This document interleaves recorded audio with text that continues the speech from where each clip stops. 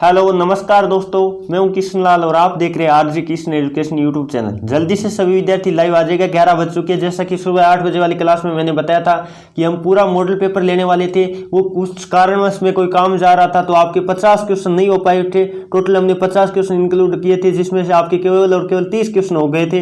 यानी 20 क्वेश्चन आपके क्या रह गए थे, बकाया रह गए थे। 20 क्वेश्चन जो बात कर लेते हैं, 15 मैथमेटिक्स और 5 रीजनिंग के क्वेश्चन है, वो इस क्लास में हम कवर करने वाले हैं। तो सुबह वाली क्लास जिन विद्यार्थियों ने नहीं देखी, ये क्लास पूरी होने के बाद जरूर देखेगा, क्योंकि 50 क्वेश्चनों का आपका टेस्ट था, जिसमें ये दो नंबर पार्ट रहेगा, क्योंकि सुबह वाली क्लास में मैंने केवल 30 ही क्वेश्चन करवाए थे। तो ध्यान रखिएगा, इसी टारगेट को लेकर मैंने बताया था 50 में से आपको 40 प्लस करना है। उस क्लास में कितने हुए और इस क्लास में 20 में से आपके कितने क्वेश्चन राइट होते हैं, अंत में कमेंट करके जरूर बताना है। और जो विद्यार्थी पहली बार चैनल पे है, चैनल को सब्सक्राइब करके बेल आइकन ऑन कर लीजिएगा, ताकि जब भी हम लाइव क्लास ले तो आपके पास नोटिफिकेशन आ जाए और आप शुरुआत से क्लास का आनंद ले पाओ। और मैंने बताया था शाम को रात 9 बजे आपका महासंग्राम भी होने वाला है टेलीग्राम पे। तो जो विद्यार्थी हमसे टेलीग्राम पे नहीं जुड़ा है जरूर जुड़िएगा, लिंक डिस्क्रिप्शन में आपको दे रखा है। चलिए दोस्तों, बिना देरी के सेशन की तरफ बढ़ते हैं। 30 क्वेश्चन करवा दिए थे, 31 नंबर क्वेश्चन से अब हम शुरू करने वाले हैं। चलिए थोड़ा मैं आगे ले लेता हूँ, इन क्वेश्चनों को स्किप कर देता हूँ। चलिए दोस्तों, 31 नंबर क्वेश्चन आपके स्क्रीन के सामने आ गए। जल्दी से सभी विद्यार्थी इसका लाइव चैट में जवाब देने की कोशिश करिएगा। 0/1 कौन सी संख्या है? 0/1 कौन सी संख्या? इस तरह का क्वेश्चन एग्जाम में काफी बार आ जाता है। 0/2, 0/3, 0/1 कौन सी संख्या है? पहले बात तो ये चीज आप नोट कर लो, 0 में किसी भी संख्या का भाग दे दो। आप नोट कर लो, 0 में किसी भी संख्या का भाग दे दो, क्या आता है आपको पता होना चाहिए। यानी 0 में 2 का भाग दे दो, 0 में 1 का भाग दे दो, यानी 0 में किसी का भी भाग दे दो, क्या आता है? 0 आता है। क्या आता है? 0 आता है। वो संख्या होती है, कोई भी संख्या होती है, जैसे संख्या में 0 भाग देता है तब क्या आता है, ये चीज सभी विद्यार्थी नोट कर लीजिएगा। संख्या में 0 का भाग देते हैं तब आपको पता होना चाहिए क्या आता है, अनंत आता है। तो ये इंपॉर्टेंट बनता है। पहली बात तो ये चीज आप नोट कर लो। जैसे मैंने लिखा यहाँ कितना है, 0/1 का मतलब कितना है? 0/1 का मतलब आया 0। और 0 आपको पता है क्या है? एक पूर्णांक है। 0 एक क्या है? पूर्णांक है। और पूर्णांक को आप 0/1 लिख रहे हैं, यानी P/Q के रूप में लिखा जा रहा है। और आपको पता है बट्टे में 0 नहीं है, ऊपर 0 कोई दिक्कत नहीं, यानी नीचे वाली संख्या 0 नहीं है। इसका मतलब ये 0/1 है, वो कौन सी संख्या होगी आपको पता है? परिमेय संख्या होगी, यानी इन्हें P/Q के रूप में लिखा जा रहा है और बट्टे में 0 नहीं है, ये चीज आपको पता है, तब क्या हुई? परिमेय हुई। और आपको पता है संख्या बटे 0, जैसे अगला लिख देता है 1/0 कौन सी संख्या है, तो 1/0 क्या आता है? अनंत आता है। अनंत का मतलब अपरिभाषित होता है। इसका मतलब इस तरह देता तब कौन सी संख्या होती है, आपको ध्यान रख लेना, अपरिमेय होती है। इंपॉर्टेंट क्वेश्चन है, दोनों क्वेश्चन आर्मी एग्जाम में काफी बार रिपीट हो चुके हैं। चलिए दोस्तों आगे बढ़े। अगला क्वेश्चन नंबर बात कर लेते हैं। 32 आपकी स्क्रीन के सामने आ गया। जल्दी से सभी विद्यार्थी इसका भी लाइव चैट में जवाब देने की कोशिश करिएगा। 1 से 100 तक की गिनती लिखने के लिए कितने अंकों की आवश्यकता होती है? यानी यदि हम 1 से लेकर 100 तक गिनती लिखे तो हमें कुल कितने अंक चाहिए? ये क्वेश्चन ऐसे है, तो आप बिल्कुल आराम से कर सकते हैं। थोड़ा सा भी एक आपको दिमाग है तो आपको पता है। पहले बात तो कर लेते हैं, 0 से 100 तक गिनती लिखने के लिए कुल मिला के अंक हमें निकालने। तो पहली बात कर लेते हैं, 1 अंकों वाली संख्या कितनी है? पहला क्वेश्चन तो ये बनता है, 1 अंकों वाली कुल कितनी संख्या है? 1 अंकों वाली कुल संख्या है कितनी है? जल्दी से बताइएगा। 1 अंकों वाली कुल संख्या कितनी है? आपको पता है 1 से लेकर 9 तक है, यानी 9 संख्या है। यह आपको मालूम होना चाहिए। 1 अंकों की कुल कितनी संख्या है? 9 है। अब आप कहोगे सर शून्य भी तो है, लेकिन आपको मैं फिर कह रहा हूं, जब डायरेक्ट संख्या की बात करें इसका मतलब आपको केवल प्राकृत संख्या लेना है। यह बात इंपॉर्टेंट है, सभी विद्यार्थी याद रखिएगा। कभी भी डायरेक्ट संख्या की बात करें इसका मतलब प्राकृत संख्या लेना है। यह बात हमेशा अपने दिमाग में नोट कर लीजिएगा। अब बात कर लेते हैं 2 अंकों की कितनी संख्या है, यानी 2 अंकों की संख्या कुल कितनी है? आपको पता है 2 अंकों की बात करें तो वो कितनी संख्या है? 90 संख्या। कितनी संख्या है? 90। जैसे हम बात करें तो 11 से लेके कहां तक है? 11 से लेके 99 तक है। ये आपको सॉरी 10 से लेके 99, 10 भी तो आपको पता है, 10 से लेके 99 तक है। इसका मतलब कुल मिला के कितनी संख्या होगी? 99 तक है, या 90 लिख दिया क्या? 99 तक, ठीक है। तो ये इंपॉर्टेंट बनता है। पहले बात, 1 अंकों की कुल कितनी संख्या है, तब आपको करना पड़ता है 9। और 2 अंकों की कुल संख्या की बात करें इसका मतलब 10 से शुरू होकर 99 तक कितनी संख्या हो जाएगी? कुल मिला के 90 संख्या हो जाएगी। अब बात कर लेते हैं, आपको तो 100 तक ही लिखना है। इसका मतलब 99 तक तो आ गया, 1 अंक और चाहिए, यानी अगला कौन सा होगा? 100 होगा। तो 100 में अंक कितने आपको पता है? 100 में अंक कितने? 3 है। इसका मतलब इन सब अंकों को यदि हम जोड़ दे, इन सब अंकों को यदि हम जोड़ दे तो आपका क्या आ जाता है? अंकों का योग आ जाता है। अब बात कर लेते हैं 2 अंकों की कितनी संख्या है? 90 संख्या है। और 1 अंकों की कितनी संख्या है? 9। तो 9 अंक तो 1 अंकों वाले हो गए। और 2 अंकों वाली बात करें तो 2 गुणा 90 करना पड़ेगा, क्योंकि प्रत्येक में 90 संख्या और प्रत्येक में कितने अंक है? 2 अंक है। और आगे बात कर लेते हैं 3 अंकों की, तो एक ही संख्या, इसका मतलब प्लस में कितना करना पड़ेगा? 3 करना पड़ेगा। इन सब को आप जोड़ दो, 9 प्लस में कितना आएगा? 9 प्लस में 180 प्लस में 3। जल्दी से करके देखिएगा, प्लस में 3। इनको यदि आप जोड़ के देखोगे तो आपका कितना आएगा? जल्दी से जोड़ लीजिएगा, 152 192 आएगा। कितना आएगा? 192 आएगा ना। बिल्कुल, ये बहुत ही आसान क्वेश्चन था, आराम से कर सकते हो। जो विद्यार्थी क्या बता रहे, ऑप्शन नंबर बी बता रहे, बिल्कुल का उत्तर सी। ये क्वेश्चन आर्मी एग्जाम में काफी बार रिपीट हो चुका है, तो नोट कर लीजिएगा। एक बार दोबारा समझा देता हूं। पहले बात तो 1 से 100 तक गिनती लिखनी है, तो आपको पता है 1 अंकों की संख्या कितनी होगी? 9 होगी। 1 अंकों की संख्या कितनी होगी? 9 होगी। अब बात कर लेते हैं, आपको पता है 2 अंकों की संख्या की बात करें तो 2 अंकों की संख्या कितनी होती है? यह आपको पता होना चाहिए, 90 होती है। कितनी होती है? 90 होती है। यानी कुल मिला के हम बात करें तो 10 से लेकर 99 तक 2 अंकों की संख्या चलती है, यानी 90 संख्या ये होगी। और 3 अंकों की संख्या बात करें कुल, तो आपको पता है 900 होती है, लेकिन आपको तो 100 तक ही लिखना है। इसका मतलब 100 एक ही, तो यानी अंतिम वाली जो 100 संख्या है वो 3 अंकों की है। इसका मतलब अब हमें अंकों का टोटल योग करना है, तो 1 अंकों की 9 संख्या, इसका मतलब एक एक अंक के 9 अंक हो गए। अंक कितने हुए? 9। और 2 अंक के 90 है, इसका मतलब 2 गुणा 90 करना पड़ेगा, क्योंकि प्रत्येक में कितने अंक है? 2 अंक है। अब बात कर लेते हैं 3 अंकों की, यहाँ एक संख्या आपके, तो प्लस में 3 हमने कर दिया, तो टोटल अंकों को हमने जोड़ लिया, कितना आया? 192 आया। चलिए दोस्तों आगे बढ़े। अगला क्वेश्चन नंबर 33 आपकी स्क्रीन के सामने आ गए। जल्दी से सभी विद्यार्थी इसका भी लाइव चैट में जवाब देने की कोशिश करिएगा। एक घन का विकर्ण क्या दे रखा है? 7√3 है, तो इसका आयतन बताओ। पहले बात तो घन का विकर्ण क्या होता है? घन का विकर्ण आपको पता होगा, √3 गुणा भुजा होता है। विकर्ण क्या होता है? घन का विकर्ण आप नोट कर लीजिएगा सभी विद्यार्थी। क्या होता है? आप कह सकते हैं भुजा √3 होता है। क्या होता है? भुजा √3 होता है। यह आपको पता है घन का क्या होता है? विकर्ण होता है। इसका मतलब √3 के बाहर जो भी लिखी है वो क्या होगी? भुजा होगी। इसका मतलब आपको दे कितना रखा है? 7√3 दिया। इसका मतलब भुजा की वैल्यू कितनी दे दी आपको? 7 दे दी। यह आपको समझ में आना चाहिए, थोड़ा सा दिमाग आपको लगाना था। भुजा की वैल्यू कितनी दे दी? 7 दे दी। अब आपको आयतन निकालना। क्या निकालना? आयतन। और घन का आयतन आपको पता होगा क्या होता है? a³ होता है। आयतन क्या होता है? भुजा की क्यूब होता है, यानी भुजा की क्यूब होता है। तो 7 की आपको क्या करनी पड़ेगी? 7 की आपको क्यूब करनी पड़ेगी। इसका मतलब 7 की घात 3 कितनी होगी? तो 7 को 3 बार गुणा करना है। 7 को कितनी बार गुणा करना है? 3 बार गुणा करना। आप करके देखोगे कितना आएगा? 343 आएगा। वैसे भी आपको पता है 7 का घन कितना होता है? 343 होता है। डायरेक्ट आप याद रख सकते हो। तो जो ऑप्शन नंबर क्या बता रहे हैं? बिल्कुल बी बता रहे, बिल्कुल का उत्तर सही। आराम से कर सकते हो, बहुत ही आसान क्वेश्चन था। चलिए दोस्तों आगे बढ़े। अगला क्वेश्चन आपके स्क्रीन के सामने लेते हैं। जल्दी से सभी विद्यार्थी क्वेश्चन नंबर 34 का भी जवाब देने की कोशिश करेगा। बहुत ही शानदार क्वेश्चन है। काफी सारे विद्यार्थी ये क्वेश्चन नहीं कर पाएंगे, लेकिन थोड़ा सा आपको दिमाग लगाने की आवश्यकता है। यदि एक कमरा जिसके फर्श की माप आपको दे दी कितनी? 45 मीटर और 40 मीटर है, तो इसमें अधिकतम माप की कितनी वर्गाकार टाइलें लगाई जा सकती है? बहुत ही शानदार क्वेश्चन है। देखते कौन कौन विद्यार्थी इसका सही जवाब दे पाते। पहले बात तो उसकी लंबाई और चौड़ाई आपको दे रखी है कितनी है। यदि मैं बात करूं 45 मीटर है, लंबाई की बात करूं 45 मीटर है, चौड़ाई की बात करूं तो कितनी है? 40 मीटर है। यह आपको दे दिया।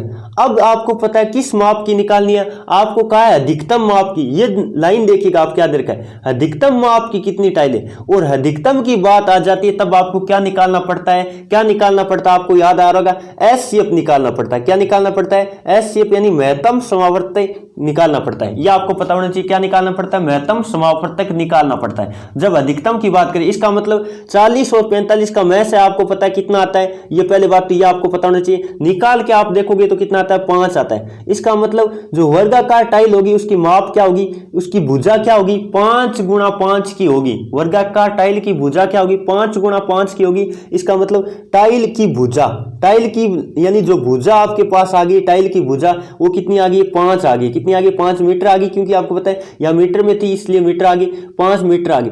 अब आपको पता है यानी अधिकतम हम बात करें बड़ी से बड़ी टाइल की माप की बात करें, भुजा की लंबाई की बात करें तो 5 मीटर आ गई।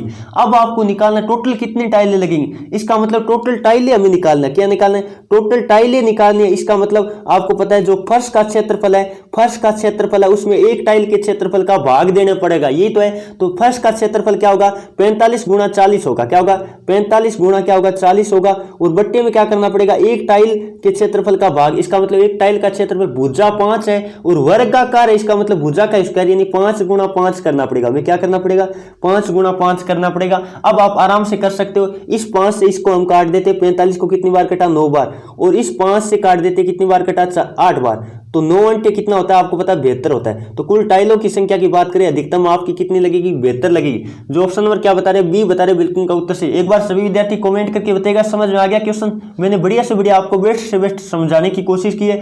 थोड़ा सा आप यदि दिमाग लगाए तो टोटल टाइल आप आराम से निकालोगे, क्योंकि अगले ने कहा है अधिकतम माप की। अधिकतम माप की इसका मतलब आपको क्या निकालना पड़ेगा? पहले तो इन दोनों का क्या निकालना पड़ेगा? मैस है निकालना पड़ेगा। फिर मैस है निकालने के बाद आपको पता है वो टाइल की क्या हो जाएगी? भुजा हो जाएगी। अधिकतम माप की भुजा आ गई, भी। भुजा का मतलब भुजा स्क्वायर होता है टाइल का क्षेत्रफल, क्योंकि आपको पता है वर्गाकार है, इसका मतलब कुल क्षेत्रफल है वो फर्श का, उसमें जो एक टाइल का क्षेत्रफल है उसका भाग दे देंगे तो आपका बेहतर जवाब आएगा। चलिए दोस्तों अगला क्वेश्चन नंबर बात कर लेते हैं। 35 आपकी स्क्रीन के सामने आ गए। ये क्वेश्चन भी बढ़िया है, जल्दी से सभी विद्यार्थी इसका भी लाइव चैट में जवाब देने की कोशिश करेगा। यदि समीकरण 9x² + kx प्लस में 49 है कि मूल क्या है, बराबर है, मूल बराबर है तो k का मान क्या होगा। जल्दी से सभी विद्यार्थी इसका लाइव चैट में जवाब देने की कोशिश करेगा। यदि आपको थोड़ा बहुत याद आ रहा हो तो यदि ये मूल निकालते द्विघात समीकरण में, यदि आपको मूल x का मान ज्ञात करने का यदि आपको सरिद्राचार्य सूत्र थोड़ा याद आ रहा है, मैं एक बार समझाने की आपको कोशिश करता हूं। क्या होता है, -b + -b² - 4ac, b² - 4ac इसका रूट होता है, बट्टे में क्या होता है 2a होता है। ये आपको पता है क्या होता है, सरिद्राचार्य सूत्र से हम निकालते हैं। तो मूल बराबर कब होती है, आपको पता है मूल बराबर कब होते हैं, यानी b² - 4ac ये अंदर वाला क्या आ जाए, ये अंदर वाला 0 आ जाए, तब आपको पता है, क्योंकि प्लस और माइनस में 0 जोड़ने या घटाने पर कोई प्रभाव नहीं पड़ता है, इसी कारण तब क्या आ जाती है, आपको पता है मूल बराबर आ जाते हैं। इसका मतलब मूल बराबर का क्या है, इसका मतलब ये रूट के अंदर वाली संख्या है उसका मान कितना होना चाहिए, 0 होना चाहिए। इसका मतलब हमने क्या सीखा, जल्दी से सभी विद्यार्थी नोट कर लीजिएगा, हमने क्या सीखा, जब मूल बराबर हो तो क्या होता है, b² - 4ac का मान कितना होता है, b² - 4ac का मान कितना होता है, 0 होता है। इसका मतलब आपको जो वैल्यू दे रखी है जल्दी से लिख लेते हैं, b² - 4ac। अब आपको पता होना चाहिए द्विघात समीकरण का मूल रूप होता है वो क्या होता है, ax² + bx + c = 0 होता है। इस रूप से तुलना करके आप a और b के मान बताइए। a के मान की बात करें तो x² का गुणा यानी कितना 9, और b की वैल्यू की बात करें तो आपको पता है x का गुणा यानी k, और c के वैल्यू की बात करें तो x जो अकेली संख्या है वो क्या है 49 है। तो इस तरह से आपको a b c का मान पता चला। अब आपको इस में रख के जल्दी से निकाल लेना। तो b का स्क्वायर, इसका मतलब किसका, b यानी x का गुणा क्या होगा, k होगा, तो k का स्क्वायर यानी लगा लेते हैं जल्दी से -4ac। a का मान आपको कितना दिया है, जल्दी से देख लीजिएगा, a का मान आपको 9 दिया है, और आगे बात कर लेते हैं c का मान कितना है 49 है, इसका मतलब ये बराबर में 0। अब आपको पता है ये इस पद को क्या ले जाते हैं, हम उधर ले जाते हैं, क्योंकि आपको इधर केवल k रखना है, क्योंकि k की वैल्यू आपको निकालनी है। इसका मतलब k² को इधर हमने रखा और बाकी सबको उधर ले गए। इसका मतलब उधर जाके क्या हो जाएगा, 4 × 9 और गुणा में 49, यही तो। और आपको पता है इधर आके ये प्लस में हो गया, माइनस में था। अब आपको पता है यदि हम ये स्क्वायर हटाएंगे, इधर से स्क्वायर हटाएंगे तो इधर क्या लगता है, रूट लगता है। क्या लगता है, रूट लगता है। अब आप रूट निकाल के देखोगे तो k का वैल्यू कितना आएगा, आपको पता है ये 4 का रूट कितना होता है 2 होता है, और 9 का कितना होता है 3 होता है, और आगे 49 की बात करें तो 7 होता है। अब आप इनको जल्दी से गुणा कर लीजिएगा, कितना आता है देखते जल्दी से सभी विद्यार्थी। 6 और 7 को गुणा करते कितना आता है, 42 आता है। इसका मतलब k की वैल्यू आपकी क्या आएगी, 42 आएगी। और 42 हम बात करें तो प्लस में भी आएगा और माइनस में भी आएगा, क्योंकि आपको पता है जब रूट निकालते हैं तो रूट आपको पता है प्लस में भी आती है वैल्यू और माइनस में भी आती है। दोनों ऑप्शन तो आपको नहीं दे रखे, कहीं ध्यान रखिएगा, दोनों ऑप्शन में आपको देगा तो इस तरह देगा, प्लस माइनस इस तरह आपको लिखा हुआ मिलेगा 42, तब आपको कोई दिक्कत नहीं, ये वाला ऑप्शन करना पड़ता है। लेकिन यहाँ केवल 42 एक ही दे रखा है, जो ऑप्शन नंबर क्या बता रहे, ए बता रहे, बिल्कुल उनका उत्तर सही है। चलिए ये क्वेश्चन आपके समझ में आ गया होगा, थोड़ा सा आपके लॉजिक क्लियर था तब तो। चलिए दोस्तों अगला क्वेश्चन आपके स्क्रीन के सामने लेते हैं, जल्दी से क्वेश्चन नंबर 36 का भी जवाब सभी विद्यार्थी लाइव चैट में जवाब देने की कोशिश करना है। tan 35 degree minus cot 55 degree आपको बताना है। तो आपको पता है कोट 55 का मतलब यदि हम इसको tan में कन्वर्ट करें तो क्या आता है, क्योंकि आपको पता है 90 माइनस करना पड़ता है, 90 माइनस क्या करना पड़ता है 55 डिग्री करना पड़ता है। ये आपको पता होना चाहिए, क्योंकि हमें दोनों को पहले एक में चेंज करना पड़ेगा। इसका मतलब ये क्या आया, tan आ गया कितना 55, यदि हम घटाएंगे तो कितना आएगा आपको पता है 35 आएगा। कितना आएगा 35 आएगा। और इधर क्या है tan 35 है, इसका मतलब tan 35 में से tan 35 निकालेंगे, यानी समान में से समान निकालेंगे, इसका मतलब कितना आ जाएगा, 0 आ जाएगा। तो इस तरह का क्वेश्चन मैंने काफी बार करवा दिया। जब आपको इस तरह से दे, यदि माइनस हो और tan और कोट हो, या बात कर लेते साइन और कोस हो, या बात कर लेते क्या हो साइन और कोस हो, साइन और कोस हो, या बात कर लेते सेक और कोसेक हो, क्या हो इन दोनों दो के मैंने युग्म बताए थे, सेक और कोसेक हो, और दोनों के बीच में क्या हो माइनस हो, दोनों के बीच में क्या हो माइनस हो। और बात कर लेते दोनों के बीच में पहली बात माइनस होनी चाहिए, और कोणों का योग कितना हो, कोणों का योग 90 डिग्री हो, तो उसकी वैल्यू कितनी आती है 0 आती है, क्योंकि वो दोनों कोण बराबर होते हैं, इस कारण घटाने पे क्या आ जाते हैं 0 आ जाते हैं। तो जो ऑप्शन नंबर कौन सा बता रहे, बिल्कुल बी बता रहे, बिल्कुल उन साथियों का जवाब सही है। और क्लास आपको अच्छी लग रही है, क्वेश्चनों का लेवल बढ़िया लग रहा है, तो तो जल्दी से सभी विद्यार्थी मिलकर क्लास को लाइक कर दीजिएगा, क्योंकि आपका एक लाइक हमें बहुत ही ज्यादा प्यार और सपोर्ट बनाए रखता है और हम रेगुलर क्लास आपके लिए बेस्ट से बेस्ट करने की कोशिश करते हैं। चलिए दोस्तों, बिना देर के अगले क्वेश्चन की तरफ बढ़ते हैं। अगला क्वेश्चन नंबर 37 आपकी स्क्रीन के सामने आ गया। बहुत ही शानदार क्वेश्चन है, जल्दी से सभी विद्यार्थी इसका लाइव चैट में जवाब देने की कोशिश करिएगा। क्या दे रखा है? 3 वर्ष पूर्व। क्या दे रखा है? 3 वर्ष पूर्व एक परिवार के 5 सदस्यों की औसत आयु कितनी वर्ष थी? 17 वर्ष थी। 5 सदस्य है और 3 वर्ष पूर्व कितनी थी? औसत आयु थी 17 वर्ष। इसका मतलब वर्तमान में औसत आयु कितनी होनी चाहिए? क्योंकि आपको पता है वर्तमान में 3 बढ़ेगी, इसका मतलब कितनी होगी? 20 हो जाएगी वर्तमान में। और कितने सदस्य थे? इसका मतलब 5 सदस्य थे, 20 गुणा 5 करेंगे कितना है? आपको पता है 100 आया। ये बात आप सबको पता चल गया। वर्तमान में 5 सदस्यों की टोटल आयु कितनी होगी? आपको पता चला 100 होगी। अब आगे कह रखा है वर्तमान में एक बच्चा जन्म लेने के बाद भी औसत आयु कितनी रहती है? 17 रहती है। वर्तमान में 17 रहती है, इसका मतलब ये तो वर्तमान का ही देर का कोई दिक्कत नहीं। और सदस्य कितने हो गए?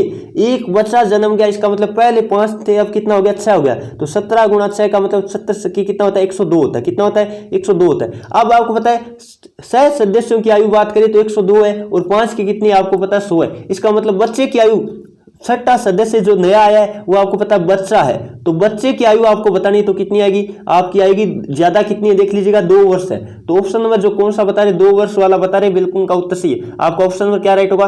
बी राइट होगा। ये क्वेश्चन आर्मी एग्जाम में कई बार ये सेम का सेम क्वेश्चन मैंने काफी बार देखा, एग्जाम में रिपीट हो चुका है। तो काफी सारे विद्यार्थी ध्यान रखिएगा इस क्वेश्चन को, क्योंकि ये same to same question repeat कर देता है, सेम ही लैंग्वेज देके। तो आपको बिल्कुल भी कंफ्यूज नहीं होना है, ध्यान से आपको हल कर लेना है। चलिए दोस्तों आगे बढ़े।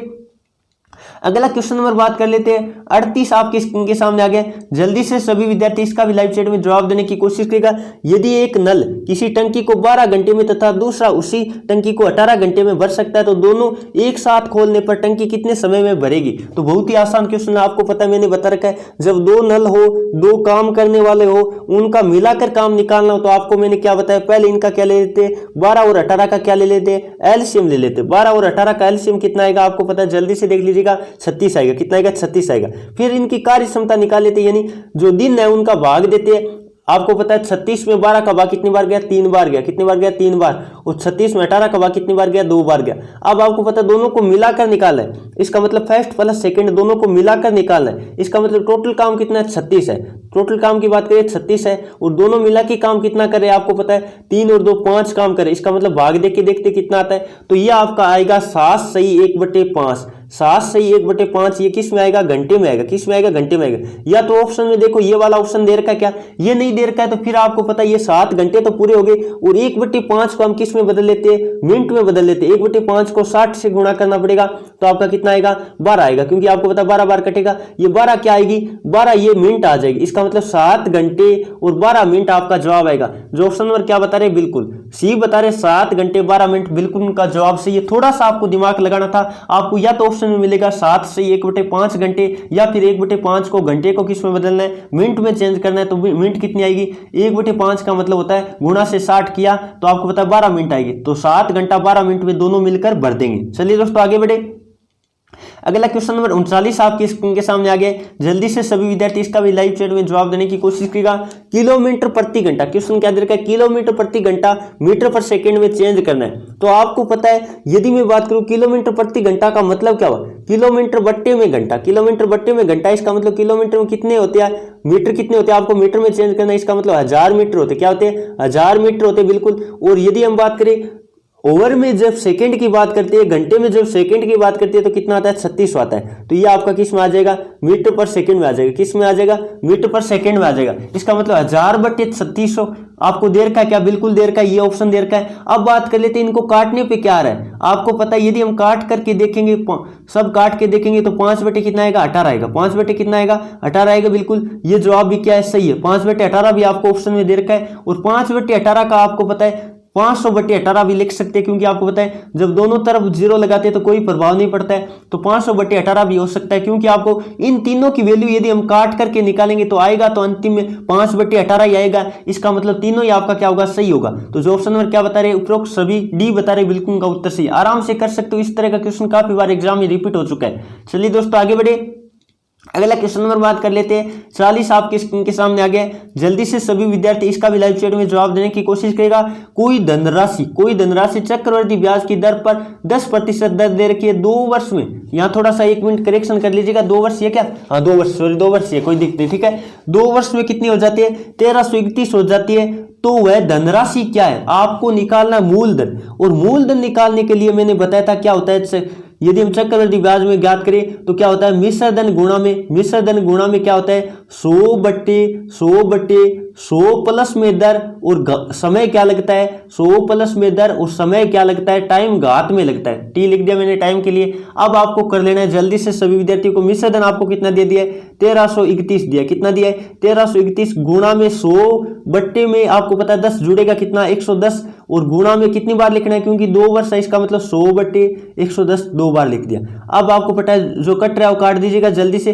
तो आपको पता है ये 2 शून्य हम करें तो ये 2 शून्य से कट गए। अब आपको पता है यदि हम इसको 11 से काटेंगे कितनी बार कटेगा 121 बार कटेगा। कितनी बार 121। और इस 11 को दोबारा काटेंगे कितनी बार कटेगा 11 बार। इसका मतलब आपको पता है 11 और 2 शून्य आपका जवाब आएगा 1100। कितना आएगा? जो ऑप्शन नंबर क्या बता रहे 1100 बता रहे ना, बिल्कुल उनका जवाब सही। ऑप्शन नंबर आपका क्या राइट होगा? सी राइट होगा। अब काफी सारे विद्यार्थी ऑप्शन जो क्या बता रहे ए बता रहे, बिल्कुल उनका उत्तर गलत है, क्योंकि मैंने यहाँ 3 वर्ष समय नहीं दिया 2 वर्ष ही दिया। ध्यान दीजिएगा 3 वर्ष होता तब आपका 1000 आता। तो ये आपको गलती नहीं करनी, आराम से क्वेश्चन को हल करना है, हल करके देखना, आप डायरेक्ट मत कर देना, ठीक है। चलिए दोस्तों आगे बढ़े। अगला क्वेश्चन नंबर बात कर लेते हैं। 41 आपके स्क्रीन के सामने आ गया।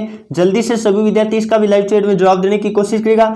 एक दुकानदार है एक वस्तु पर 30% अधिक अंकित करता है। इसका मतलब हम क्रय मूल्य कितना मानते हैं? क्रय मूल्य हम हमेशा कितना मानते हैं 100 मानते हैं। क्रय मूल्य कितना मानते हैं 100 मानते हैं। अब कह रहा है यानी अंकित करता है, इसका मतलब क्या हुआ अंकित मूल्य। अंकित मूल्य आपको कितना दे रखा है जल्दी से लिख लीजिएगा। अंकित मूल्य कितना अधिक लिखता है आपको दे रखा है, कितना अधिक लिखता है 30% अधिक लिखता है। इसका मतलब 130 लिखेगा कितना 130 लिखेगा और 20% की क्या देता है छूट देता है, 20% की छूट देता है। इसका मतलब हमेशा छूट किस पे दी जाती है? छूट आपको पता होना चाहिए अंकित मूल्य पे दी जाती है। इसका मतलब 130 का आपको पता है 20 कम कर दो यानी 80/100 कितना छूट दे रहा है, इसका मतलब कम कर रहा है यानी 80/100 80% आपको निकालना पड़ेगा। तो जल्दी से कर लीजिएगा। 13 अंटी कितना होता है आपको पता है 104 होता है। 13 अंटी कितना होता है 104 होता है। इसका मतलब आपको पता है वो बेचेगा कितने में, विक्रय कितने में करेगा आपको पता चल गया 104 में करेगा। और लागत मूल्य यानी उसका जो हम बात कर लेते हैं लागत मूल्य कह सकते हैं या क्या कह सकते हैं क्रय मूल्य बात कर सकते हैं। तो आपको पता चल गया वो क्या था 100 था। इसका मतलब कितना अधिक आपको पता है 4 रुपए अधिक प्राप्त हो रहा है। इसका मतलब 4 का क्या होगा लाभ होगा। जो ऑप्शन नंबर क्या बता रहे बिल्कुल डी बताने वाले विद्यार्थियों का जवाब सही है। तो आराम से इस क्वेश्चन को हल कर पाओगे, कोई हार्ड क्वेश्चन नहीं था, थोड़ा सा आपको दिमाग लगाना था। चलिए दोस्तों आगे बढ़े। उम्मीद करता हूं ये क्वेश्चन आपके समझ में आ गया होगा।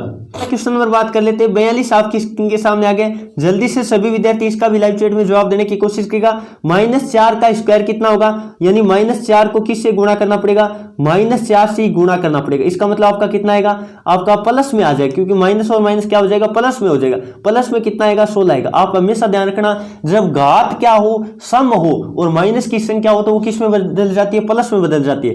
और -4 को 3 बार गुणा करेंगे तो आपको पता कितना आता है 64 आता है। लेकिन आएगा किसका माइनस का आएगा, क्योंकि घात क्या है विषम है और माइनस की संख्या इसका मतलब माइनस में आएगा। अब आपको पता है 16 माइनस में कितना 16 माइनस में 64। इसका मतलब जवाब तो आपका किस में आएगा माइनस में आएगा। ये कंफर्म हो गया जवाब किस में आएगा माइनस में आएगा, क्योंकि माइनस की संख्या बड़ी है। और 64 में से आपको क्या घटाना है 64 में से आपको 16 घटाना है। तो आराम से घटा लोगे कितना बचा 8 बचा। और फिर बात कर लेते कितना 48। इसका मतलब माइनस में 48 आपका क्या आएगा जवाब आएगा। जो ऑप्शन नंबर कौन सा बता रहे बिल्कुल ऑप्शन नंबर जो सी बता रहे बिल्कुल उनका उत्तर सही है। आराम से कर सकते हो, बहुत ही आसान क्वेश्चन था।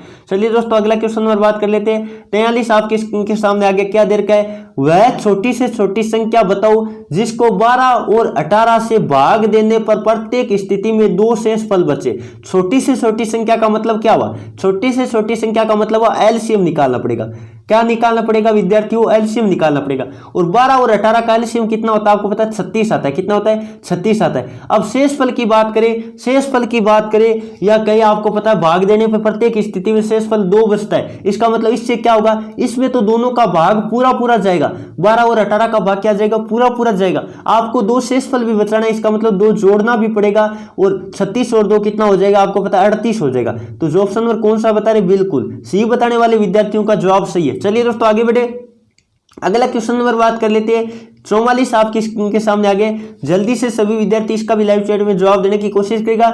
यदि कोई संख्या 25% बढ़ने पर कितनी हो जाती है, 2000 हो जाती है, तो वह संख्या क्या है, जल्दी से जवाब देने की कोशिश करना है। तो मान लिया वो पहले संख्या कितनी थी, 100 थी, कितनी थी, 100 थी, 25 बढ़ी, इसका मतलब प्रतिशत में कितना हो गया, 125 हो गया। और 125 बराबर आपको कितना दे दिया है, 125 के बराबर में आपको दे दिया 2000। इसका मतलब 1 बराबर कितना आएगा, 1 बराबर आपका आएगा 2000 बट्टे में कितना, 125। और आपको निकालना क्या है, वह संख्या क्या थी, यानी संख्या क्या है, गुणा में 100 लिखेंगे। अब जल्दी से सभी विद्यार्थी इसका जवाब दीजिएगा।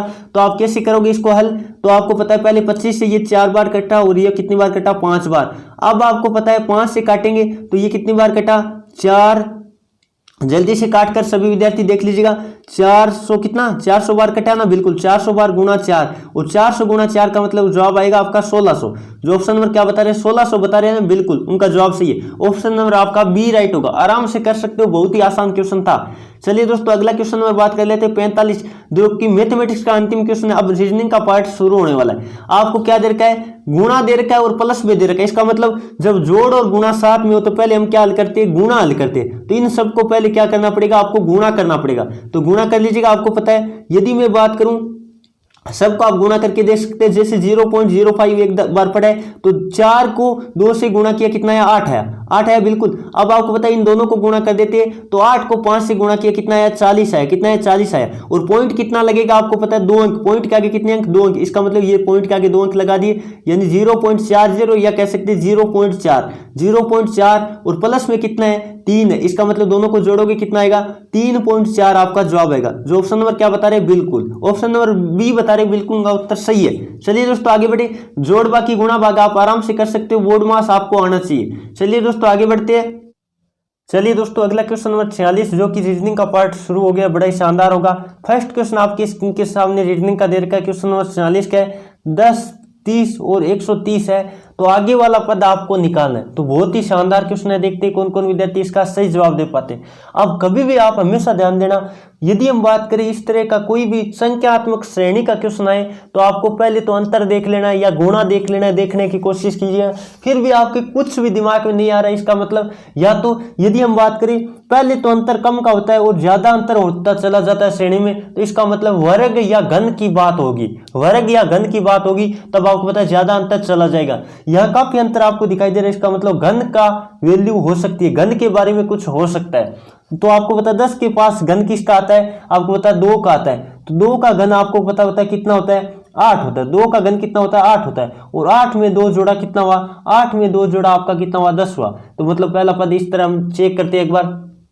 फिर बात करते हैं 27 के पास घन किसका आता है, तो आपको पता है 3 का घन 27 के पास आता है। इसका मतलब 3 का घन कितना हुआ, 27। और 27 में क्या जोड़ा, 27 में 3 जोड़ा, इसका मतलब 30 हो रहा है। इसका मतलब बात तो घन की है। इसका मतलब आगे बात कर लेते हैं, 130 के पास घन किसका आता है, तो 5 का घन कितना होता है, आपको पता है 125 होता है। कितना होता है, 125 होता है। क्या जोड़ना पड़ेगा, क्या जोड़ना पड़ेगा, आपको पता है 5 जोड़ना पड़ेगा, क्योंकि वही संख्या जोड़ रहा है। इसका मतलब 130 हो रहा है। बिल्कुल इस प्रकार श्रेणी चल रही है। तो आपको पता चल गया ये 2 है, ये 3 है और ये 5 है। अब बात कर लेते हैं 2, 3, 5, ये क्या होती है, अभाज्य संख्याओं की श्रेणी है। तो इसका मतलब अभाज्य संख्याओं में अगले वाला क्रम क्या आएगा, 5 के आगे वाली अभाज्य संख्या कौन सी होती है, 7 होती है। इसका मतलब 7 का घन आपको निकालना पड़ेगा और उसमें क्या जोड़ना पड़ेगा, 7 जोड़ना पड़ेगा। 7 का घन कितना होता है, 343 होता है। 7 का घन कितना होता है, 343 होता है। और उसमें क्या जोड़ना है, आपको 7 जोड़ना है। इसका मतलब कितना होगा, आपका जवाब आएगा 350। कितना आएगा,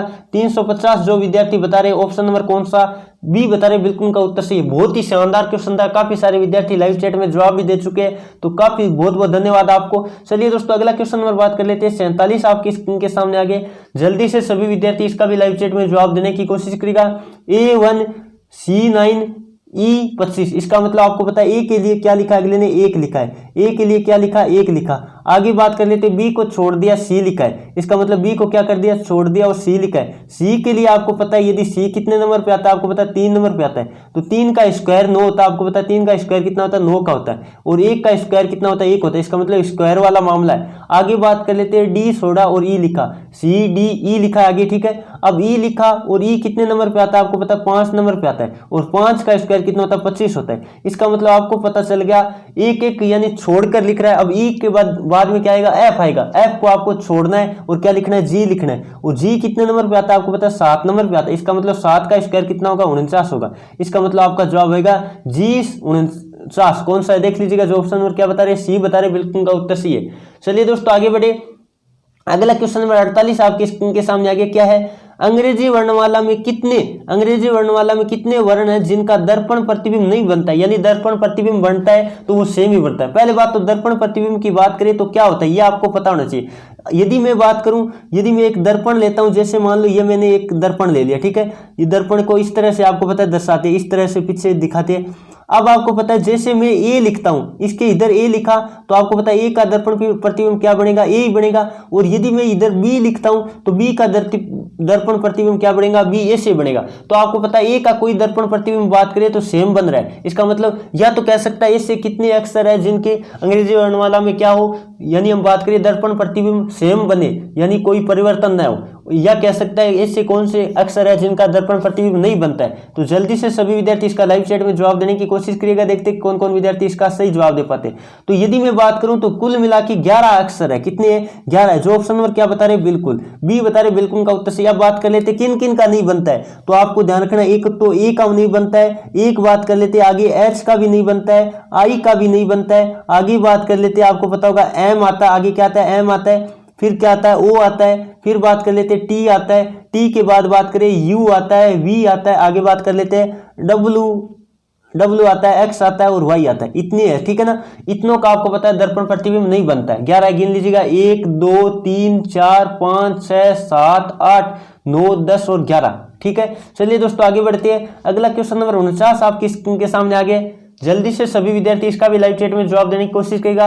निम्न में से असंगत है, असंगत वाला यानी बेमेल छांटना आपके काफी बार एग्जाम में आ जाता है। तो जो ऑप्शन नंबर क्या बता रहे हैं, बिल्कुल सी बता रहे हैं, बिल्कुल का उत्तर सही। आपको पता है यदि हम बात करें गणित है, रीजनिंग है और विज्ञान है, ये क्या है, विषय है। ये क्या है, विषय है। जबकि अंग्रेजी क्या है आपको पता है, एक भाषा है।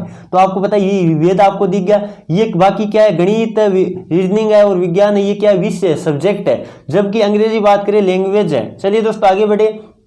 अगला क्वेश्चन नंबर 49 आपके स्क्रीन के सामने आ गया। क्या दे रखा है, अपने माँ के पिता का दामाद आपके, या आपकी जगह आपके कर लो, ठीक है, क्या लगेगा। तो आपके पता है आपके माँ के पिता कौन, आपके क्या लगेगा, नाना, और नाना का दामाद क्या होगा, आपके क्या लगेगा, पिता लगेगा। जो ऑप्शन नंबर क्या बता रहे, सी बता रहे, बिल्कुल का उत्तर सही है। ये थी दोस्तों आज की क्लास। आपके 50 में से कितने क्वेश्चन राइट होते हैं, यदि आपके 40 प्लस हुए 50 में से, क्योंकि आपको पता है मैथमेटिक्स वाले क्वेश्चन भी थोड़े बढ़िया लेवल के मैंने लिए। और बात कर लेते जो अदर जो हमने 30 क्वेश्चन करवाए थे, उसमें जो सामान्य विज्ञान के क्वेश्चन थे वो भी बढ़िया लेवल के थे। यदि आपके 40 प्लस हुए तो आपके टारगेट बढ़िया है, और बाकी आप बढ़िया टारगेट रखिएगा। हो सके तो 50 में से 50 किन विद्यार्थियों के सही हुआ है। हमने 2 भागों में इस क्लास को विभाजित किया था, क्योंकि सुबह वाली क्लास थोड़ी आपको पता है कारणवश थोड़ी वहीं रोकना पड़ा था 30 क्वेश्चनों पे, लेकिन ये 20 क्वेश्चन हो गए। जिन्होंने सुबह वाली क्लास नहीं देखी है 8 बजे वाली, उसका लिंक डिस्क्रिप्शन दे रखा है, जल्दी देखिएगा और फिर कॉमेंट करके बताइएगा आपके कितने क्वेश्चन राइट होते हैं। चलिए दोस्तों आज का सेशन उम्मीद करता हूं आपको पसंद आए, तो सेशन को लाइक कीजिए और अपने दोस्तों में ज्यादा से ज्यादा शेयर कीजिएगा, क्योंकि काफी सारे विद्यार्थी ऐसे जिनके पास क्लासें नहीं पहुंच पा रही है। आपको पता है कोचिंग अभी अब तो लगभग शुरू हो रही है, लेकिन फिर भी आप उन तक पहुंचाने की कोशिश करिएगा जो अभी कोचिंग में नहीं है। तो चलिए दोस्तों आज के सेशन में इतना ही। Thank you for watching. जय हिंद, जय भारत।